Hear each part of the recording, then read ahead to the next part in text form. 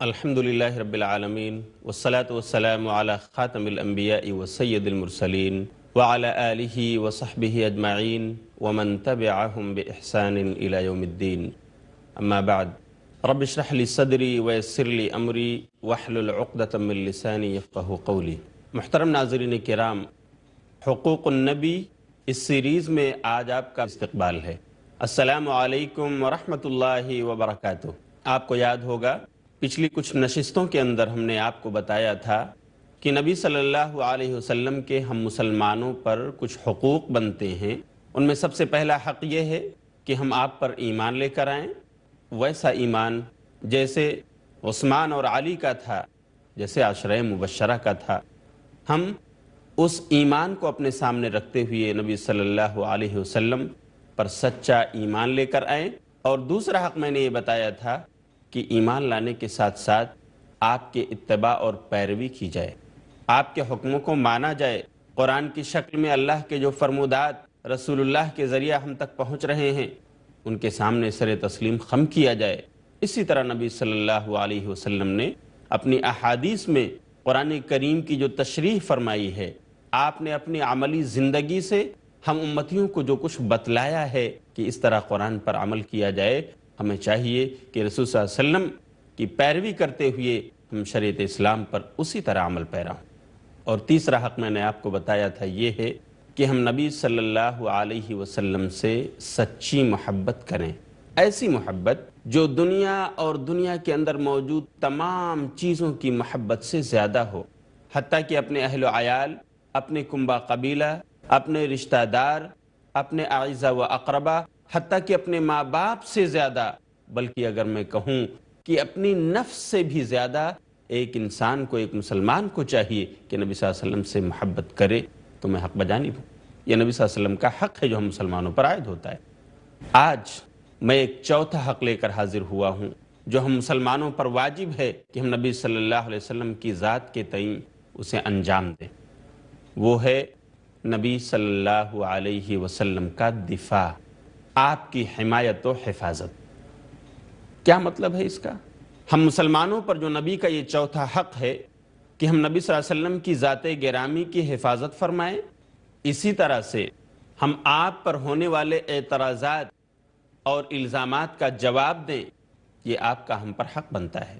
جہاں تک معاملہ آپ کے ذات کی حفاظت کا ہے تو میرے بھائیوں اور بہنوں، آپ جانتے ہیں، ناظرین کرام، آپ کو بخوبی معلوم ہے کہ نبی صلی اللہ علیہ وسلم جب تک اس دنیا میں تھے، آپ چلتے پھرتے تھے، آپ کھاتے پیتے تھے، آپ یہاں مسلمانوں کو مسجد نبوی میں نماز پڑھایا کرتے تھے۔ آپ جب تک اس دنیا میں تھے تو صحابہ کرام نے آپ کے ذات کی بھی حفاظت فرمائی، پہرے داریاں کی، آپ صلی اللہ علیہ وسلم کی گرد اپنی تلواریں لے کر گھومتے رہے، آپ کی حمایت و حفاظت کا حق انہوں نے ادا کیا۔ اب آپ صلی اللہ علیہ وسلم ہمارے بیچ نہیں ہیں، اس کے باوجود نبی صلی اللہ علیہ وسلم کی حمایت و حفاظت کا معاملہ باقی ہے۔ وہ کیسے؟ وہ اس طرح سے کہ آج بھی اگر نبی صلی اللہ علیہ وسلم کی ذات گرامی پر کوئی الزام لگاتا ہے، آپ پر کوئی اعتراض اٹھایا جاتا ہے، آپ پر کوئی اعتراض کیا جاتا ہے، تو آج بھی ہم مسلمانوں کو آپ پر لگائے جانے والے الزام، آپ کے خلاف ہونے والے اعتراضات کا جواب دینا، یہ ہم پر واجب ہے، اور یہ نبی صلی اللہ علیہ وسلم کا دفاع ہے، آپ کی طرف سے آپ کی حمایت ہے، اگرچہ کہ آپ اس دنیا میں نہیں۔ میں آپ کو بتاؤں کہ کس طرح صحابہ نے آپ کی موجودگی میں، آپ کی زندگی میں آپ کے ذات کی حفاظت کی، اور اسی طرح آپ صلی اللہ علیہ وسلم پر ہونے والے الزامات اور اعتراضات کا بھی آپ صحابہ نے جواب دیا تھا۔ اس کو مثال بنا کر ہم بھی اپنی زندگی میں اسے نافذ کر سکتے ہیں۔ صحیح مسلم کتاب الفضائل، باب فضل سعد بن ابی وقاص، امام مسلم نے یہ باب باندھا ہے۔ واقعہ یہ ہے، اما عائشہ رضی اللہ تعالی عنہ روایت کی راویہ ہیں، وہ کہتی ہیں کہ ایک رات نبی صلی اللہ علیہ وسلم سوئے ہوئے تھے کہ اچانک آپ کی نیند اچاٹ ہو گئی، آپ اٹھ کر بیٹھ گئے اور آپ بے چینی کے عالم میں تھے، میں نے محسوس کیا، اور میں نے پوچھا کہ اللہ کے رسول صلی اللہ علیہ وسلم ماجرا کیا ہے، آپ بے چین نظر آ رہے ہیں، آخر کیا بات ہے؟ تو آپ صلی اللہ علیہ وسلم نے فرمایا کہ عائشہ، لیت رجلا صالحا من اصحابی یحرسنی اللیلہ، کاش میرے صحابہ میں سے کوئی آج ہوتا میرے پاس جو میری پہرہ داری کرتا اور میں اچھے سے نیند لے پاتا، سو پاتا۔ اما عائشہ کہتی ہیں کہ آپ صلی اللہ علیہ وسلم کے اس ارشاد گرامی کے بس تھوڑی دیر کے بعد ہمیں چلنے کی ایک آہٹ محسوس ہوئی، ہتھیار اور اوزار کی آہٹ محسوس ہوئی کہ جیسے کوئی آ رہا ہو آپ صلی اللہ علیہ وسلم کی طرف۔ تو آپ نے پوچھا کہ آپ کون ہیں؟ آنے والے صحابی حضرت سعد بن ابی وقاص تھے، انہوں نے جواب دیا، اے اللہ کے رسول میں ہوں، جئت احرسک اللیلہ، اللہ کے رسول میں آیا ہوں کہ میں اس رات آپ کی پہرہ داری کروں۔ اما عائشہ کہتی ہیں کہ جب سعد بن ابی وقاص حاضر ہوئے، آپ کی پہرہ داری کرنے لگے اور جاگتے رہے، اس وقت نبی صلی اللہ علیہ وسلم سو گئے، حتی سمعت غطیتہ، اور ایسی گہری نیند آپ سوئے کہ میں نے آپ کے سونے پر آپ کے خراٹے کی آواز بھی میں نے سنی۔ یہ تھا صحابہ کرام کا جذبہ، آپ کی ذات کی حمایت کا جذبہ، آپ کی ذات کی حفاظت کا جذبہ، کہ صحابی آتے ہیں اپنی نیند قربان کر کے نبی صلی اللہ علیہ وسلم کو سلانے کے لیے، آپ کے ذات کی حفاظت و حمایت کے لیے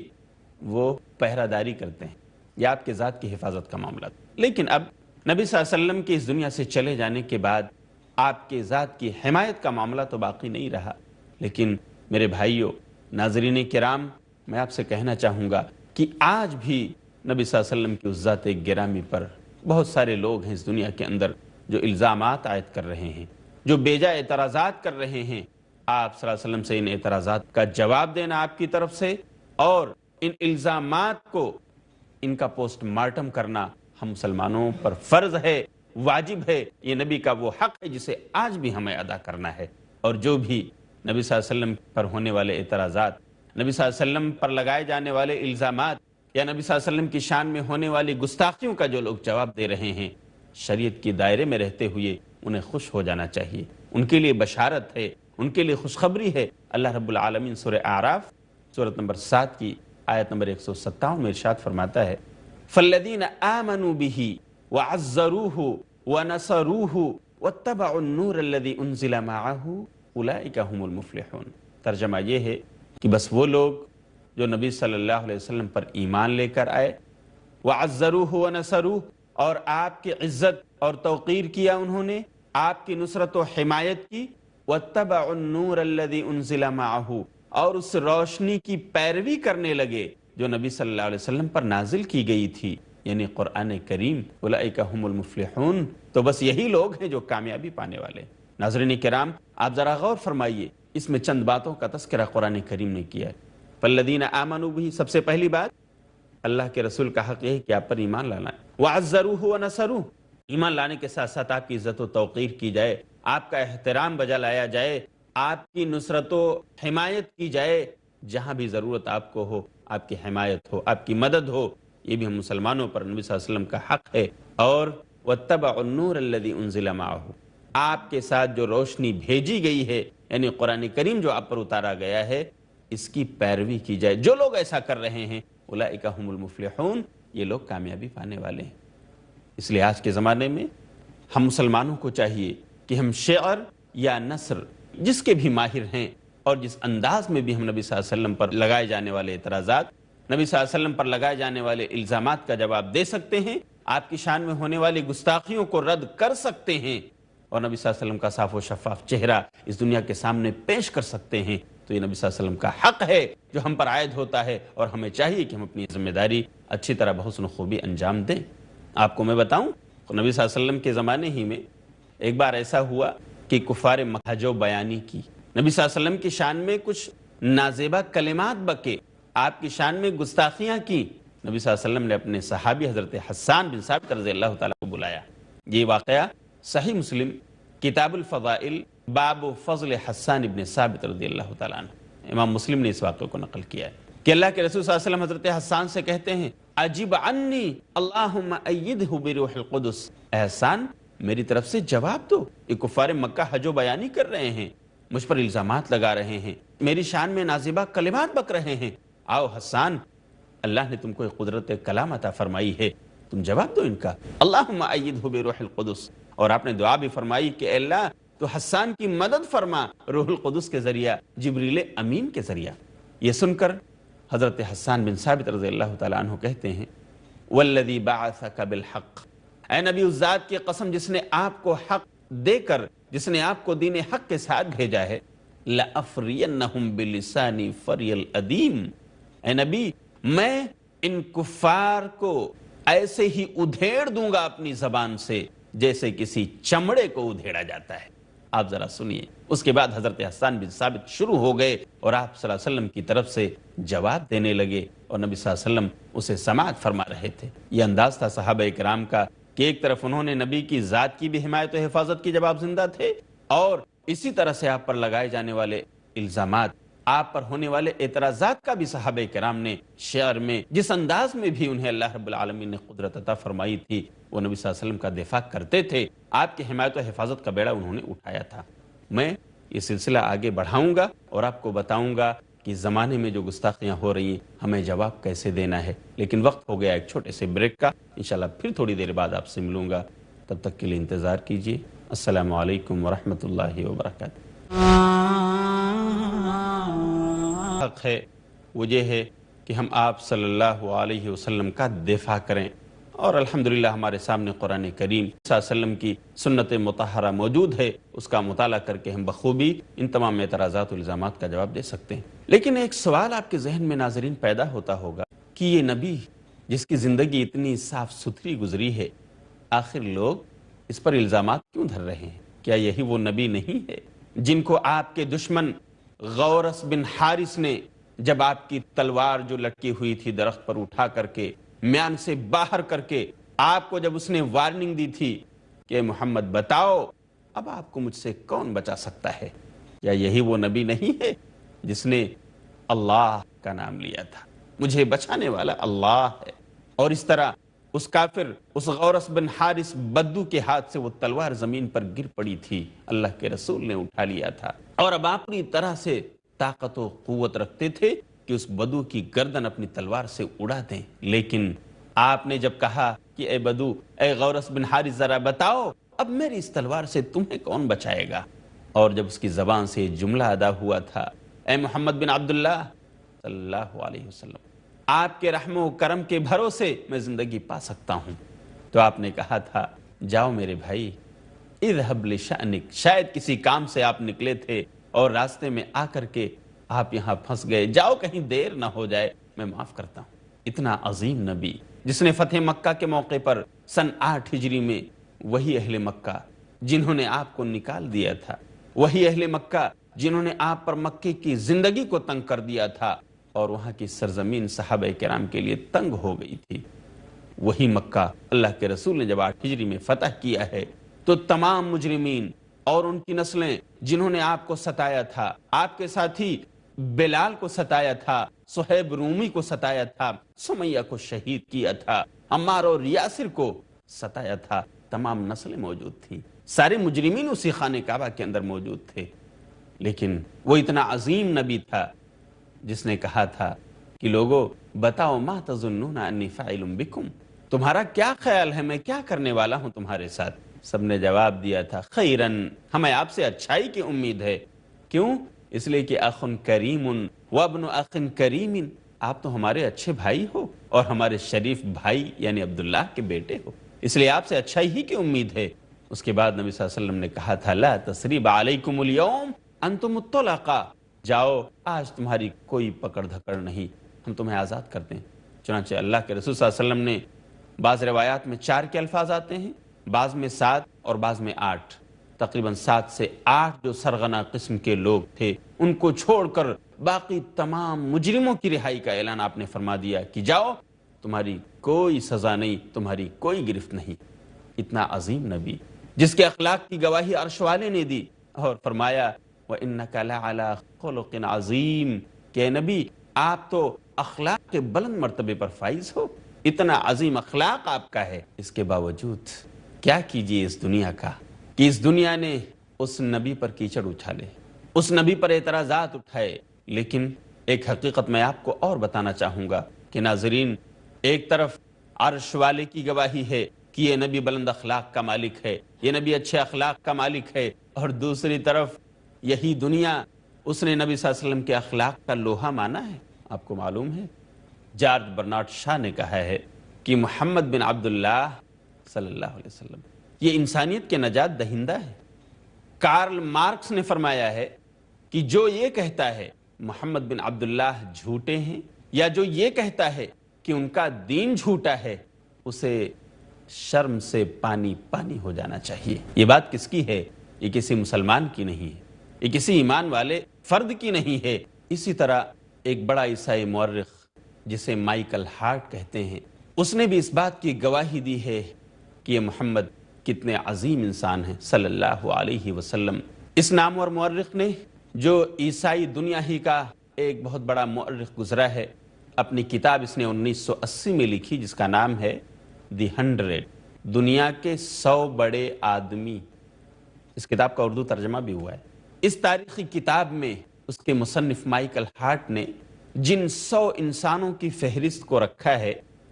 ان میں ناظرین کرام اگر آپ دیکھیں گے تو 100 میں سب سے پہلے نمبر پر اگر اس نے کسی انسان کو درج کیا ہے، کسی انسان کا نام لکھا ہے، تو وہ نبی آخر الزماں حضرت محمد مصطفیٰ صلی اللہ علیہ وسلم ہے۔ اس نے نبی صلی اللہ علیہ وسلم کو باوجود اس کے کہ وہ عیسائی ہے، عیسائی دنیا کا عالم بردار ہے، وہ عیسیٰ علیہ السلام کا ماننے والا اور ان کا متبع ہے، لیکن اس کے باوجود اس نے کسی عیسیٰ علیہ السلام کو نہیں، کسی موسیٰ علیہ السلام کو نہیں۔ اگر پہلے نمبر پر اس کتاب میں کسی شخصیت کو رکھا ہے تو وہ نبی آخر الزماں حضرت محمد مصطفیٰ صلی اللہ علیہ وسلم کی شخصیت ہے۔ اس کی وجہ بھی اس نے اپنی کتاب دی 100 کے صفحہ نمبر 3 پر لکھا ہے کہ محمد صلی اللہ علیہ وسلم یہی پوری انسانی تاریخ میں اکیلے وہ انسان تھے جو زندگی کے دونوں میدانوں میں بالکل مکمل طور پر کامیاب رہے، مذہبی میدان میں بھی، ریلیجیس اور سیکولر لیول پر بھی، سماجی اور سیاسی سطح پر بھی، ہر 2 میدانوں میں زندگی کے محمد بن عبداللہ نے مکمل کامیابی حاصل کی ہے، اور اس طرح سے پوری 23 سالہ زندگی کے اندر اس دنیا میں انقلاب برپا کر دیا۔ اور یہی وجہ ہے کہ محمد بن عبداللہ کو ہم نے ان 100 بڑے آدمیوں کی فہرست میں سب سے پہلے نمبر پر رکھا۔ یہ ہے نبی صلی اللہ علیہ وسلم، جن کی صرف اپنوں نے نہیں غیروں نے بھی گواہی دی ہے۔ لیکن کیا کیجئے گا آج کی دنیا کا، آج اسی دنیا نے، اسی دنیا عیسائیت نے نبی صلی اللہ علیہ وسلم کی شان میں گستاخیاں کی ہیں۔ کبھی آپ پر اترنے والے قرآن کو جلایا ہے، کبھی آپ کے کارٹونز بنائے ہیں، کبھی آپ کے نام کی مووی بنا کر مسلمانوں کے دلوں کو دکھایا ہے۔ ایسے وقت میں، ایسے حالات میں یہ حق جو نبی صلی اللہ علیہ وسلم کا ہم مسلمانوں پر عائد ہوتا ہے کہ ہم آپ کا دفاع کریں، ہم مسلمانوں کو یہ موقع مل رہا ہے کہ ہم ان چیزوں کا جائزہ لیں، صبر و تحمل کے ساتھ، صبر و ضبط کے ساتھ ہم نبی صلی اللہ علیہ وسلم کی سیرت کا مطالعہ کریں، اور ان اعتراضات اور الزامات کا، نبی کی شان میں ہونے والی گستاخیوں کا صحیح جواب کیا ہو سکتا ہے، یہ پیش کریں۔ اور اس طرح سے انشاءاللہ ہم نبی صلی اللہ علیہ وسلم کی حمایت و حفاظت کا جو حق ہے اسے ادا کر سکتے ہیں، اور اللہ رب العالمین ہمیں ہماری نیتوں، ہماری اخلاص کے بقدر ہم کو نواز سکتا ہے، ہم کو اجر دے سکتا ہے۔ آپ اگر دیکھیں گے کہ آخر کیا سبب ہے جب اللہ رب العالمین نے اس نبی کے عظیم اخلاق کی گواہی دے دی، جب دنیا عیسائیت اور اس دنیا کے لوگوں نے اس نبی صلی اللہ علیہ وسلم کے حسن اخلاق کی گواہی دے دی، تو آخر کیا وجہ ہے انہی کے گھر کے لوگ اس نبی کی شان میں گستاخیاں کیوں کر رہے ہیں؟ آپ پر اعتراضات کیوں اٹھا رہے ہیں؟ آپ پر الزامات کیوں لگا رہے ہیں؟ آپ کے اس خوبصورت چہرے کو بگاڑنے کی کوشش کیوں کر رہے ہیں؟ یہ سوال ناظرین کرام شاید آپ کے ذہن میں پیدا ہوتا ہوگا۔ آئیے میں آپ کو بتاؤں کہ اس کے اہم وجوہات، اس کے اہم اسباب کیا کیا ہو سکتے ہیں۔ سب سے بڑی وجہ تو یہ ہے کہ میرے بھائیوں، ہم اسلام کے ماننے والے تو ہیں، ہم نبی سے محبت کا دعویٰ کرنے والے تو ہیں، لیکن صحیح بات یہ ہے کہ آج ہم اس دین محمدی پر صلی اللہ علیہ وسلم، آج ہم اس دین محمدی پر صحیح طور سے عمل پیرا نہیں ہیں۔ ہم نے اس کو پسے پشت ڈال دیا ہے اور ہم دنیا داری کے پیچھے لگ گئے ہیں، جس کی وجہ سے دنیا ہمیں پسند آنے لگی، موت سے ہم بھاگنے لگے، اور پھر اللہ رب العالمین نے ان اغیار کو، دنیا کے انسانوں کو ہم پر مسلط کر دیا۔ اس طرح وہ کبھی ہمیں نبی پر اترنے والے قرآن کو جلا کر کے ہمارا دل دکھاتے ہیں، اس طرح کبھی ہم پر حملے آور ہوتے ہیں، اور کبھی نبی کی شان میں بیجا کلمات بکتے ہیں، اور اس طرح ہم مسلمانوں کا دل دکھاتے ہیں۔ یہ میری اپنی بات نہیں ہے، آئیے میں آپ کو حوالے دیتا ہوں۔ ہمارے دینداری میں جب کمی آ گئی ہم دنیا دار جب بن گئے تو اقوام عالم ہم پر مسلط ہونے لگی، عذاب کی شکل میں ان کا تسلط ہمارے اوپر چھا گیا۔ اس لیے ہمیں خود اپنی اصلاح کرنی چاہیے۔ یہ حدیث سنن ابو داؤد کتاب الملاحم حدیث نمبر 4257، یہ حدیث علامہ البانی نے صحیح قرار دی۔ حضرت ثوبان رضی اللہ تعالیٰ عنہ روایت کے راوی ہیں، وہ کہتے ہیں کہ نبی صلی اللہ علیہ وسلم نے فرمایا یوشک الامم ان تداعى علیکم کما تداعى الاکلۃ الی قصعتها، جس کا ترجمہ یہ ہے ایک وقت آئے گا، قریب ہے یہ دنیا کی امتیں، دنیا کے لوگ مسلمانوں پر پل پڑیں، ٹوٹ پڑیں، بالکل ویسے ہی جیسے کھانے والے بھوکے لوگ دسترخوان کی ڈشوں پر پل پڑتے ہیں۔ صحابہ نے سوال کیا اومن قلۃ نحن یومئذ یا رسول اللہ، کیا اللہ کے رسول اس وجہ سے کہ ہم اس وقت کم ہوں گے، ہماری تعداد کم ہوگی؟ کہا نہیں، بل انتم یومئذ کثیر ولکنکم غثاء کغثاء السیل، تمہاری تعداد تو اس وقت بہت ہوگی لیکن حیثیت تم سمندر کے جھاگ کی طرح ہوگی جس کا کوئی ویلو نہیں، پانی جدھر گیا بہا لے گیا، جس طرف کی ہوا چلی ادھر چلے گئے، تمہارا کوئی ویلو نہیں ہوگا، تم سمندر کے جھاگ کی طرح ہوگے اور بہتے چلے جاؤ گے، اور اللہ رب العالمین تمہارے دلوں میں وہن ڈال دے گا۔ قالوا وما الوہن یا رسول اللہ، کہا اللہ کے رسول بتائیے وہن کیا چیز ہے؟ تب آپ صلی اللہ علیہ وسلم نے تشریح فرمائی اور کہا حب الدنیا و کراہیت الموت، تم دنیا سے محبت کرنے لگو گے بے حد اور موت تمہیں ناپسند ہو جائے گی، موت سے نفرت کرنے لگو گے، بھاگنے لگو گے۔ جب ایسے حالات آ جائیں گے تو پھر سن لو یہ اقوام عالم تم پر مسلط ہو جائیں گی، یہ تم پر پل پڑیں گی، تمہاری دنیا داری کو دیکھ کر کے اللہ رب العالمین یہ عذاب تم پر مسلط کرے گا۔ اور آج نبی صلی اللہ علیہ وسلم کی پیشین گوئی میرے بھائیوں 100% صادق آ رہی ہے۔ جس قدر ہم دنیا دار بنتے چلے جا رہے ہیں، جس قدر ہم سے دینداری مفقود ہو رہی ہے اور ہم دنیا کے پیچھے پڑ رہے ہیں، تو ہماری حیثیت اسی سمندر کے جھاگ کی طرح ہو گئی ہے۔ اب کوئی ہم سے نہ تو نیشنل لیول پر کوئی مشورے لیتا ہے، نہ انٹرنیشنل لیول کے مشوروں میں ہمیں شریک کرتا ہے، کوئی ہم سے پوچھنے نہیں آتا، اس لیے کہ ہم نے خود اپنا ویلو گھٹا لیا ہے۔ اس دین سے دور جا کر کے، اس دین سے لا تعلقی کا اظہار کر کے، دین کا دعویٰ رکھ کر، بے عملی کا ثبوت دے کر، اس طرح سے ہم نے اپنے آپ کو بے وقعت کر لیا ہے۔ اس لیے ہمیں اپنا جائزہ لینا چاہیے کہ آخر ایسا کیوں ہو رہا ہے۔ باتیں اور بھی ہیں جسے میں بتاؤں گا کہ آخر نبی کی شان میں گستاخیاں کیوں ہو رہی ہیں، اور ہم اس کا جواب نبی صلی اللہ علیہ وسلم کی حمایت و حفاظت کا جو حق ہم پر ہے ہم کس طرح دے سکتے ہیں۔ لیکن وقت ہو گیا ہے، اس لیے میں اجازت چاہتا ہوں، انشاءاللہ اگلے ایپیسوڈ میں پھر ملوں گا، تب تک کے لیے اجازت دیجیے۔ وآخر دعوانا ان الحمد للہ رب العالمین، والسلام علیکم ورحمۃ اللہ وبرکاتہ۔